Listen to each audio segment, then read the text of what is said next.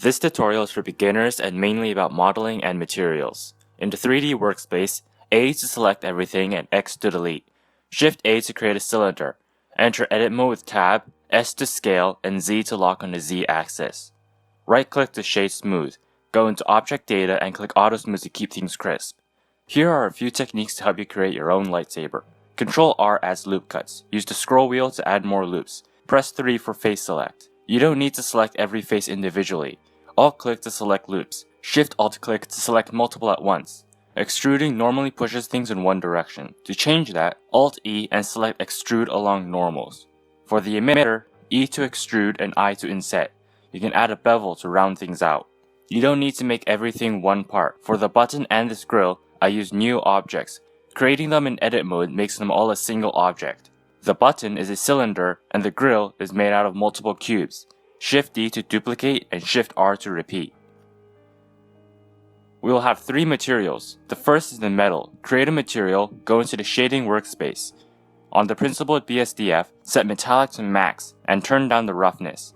For some grit, create a texture. Procedural grit would be too complex for this material, so we're using noise. If we just plug the texture into the roughness, the material is too rough. Add a color ramp and set the white to a darker value. Now it's shiny. For the second material, we need black rubber. Set the color to black and turn the roughness up. Select the rubber parts in edit mode and click assign. Finally, copper is an orange metal. For the lightsaber blade, create a cube and apply a subdivision surface modifier with Ctrl 1. Scale the cube up and add 2 loop cuts so the ends are round. In the materials workspace, instead of principled BSDF, use an emission node. Turn on Bloom in EV and turn up the strength. Change the color to what you wish. I would recommend slightly decreasing the saturation. For the cracked kyber crystal look, use another modifier, displace.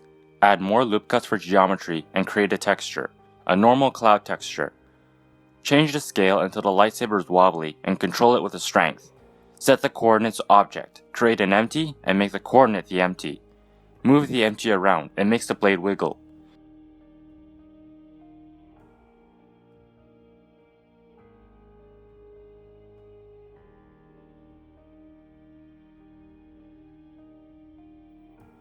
To make the empty move, we'll use a driver. Select the empty, press in, and in one of the coordinate sliders, type in #frame.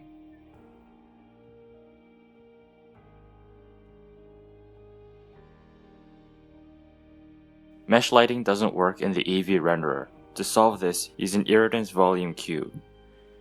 The amount of dots inside the cube dictates the quality of the bake. After you've decided your resolution, go back into the render tab and bake indirect lighting.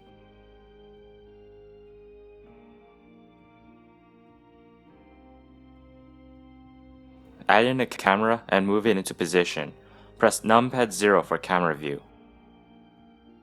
When you're ready, select an output destination and render with Ctrl F12. If you want to use Cycles rendering, be aware that Cycles does not have natural bloom. To create bloom, go into the compositor, enable nodes, add a viewer node so you can see what's going on. Then add a glare node and set the glare to fog glow. When you're ready, select an output destination and render with Ctrl F12.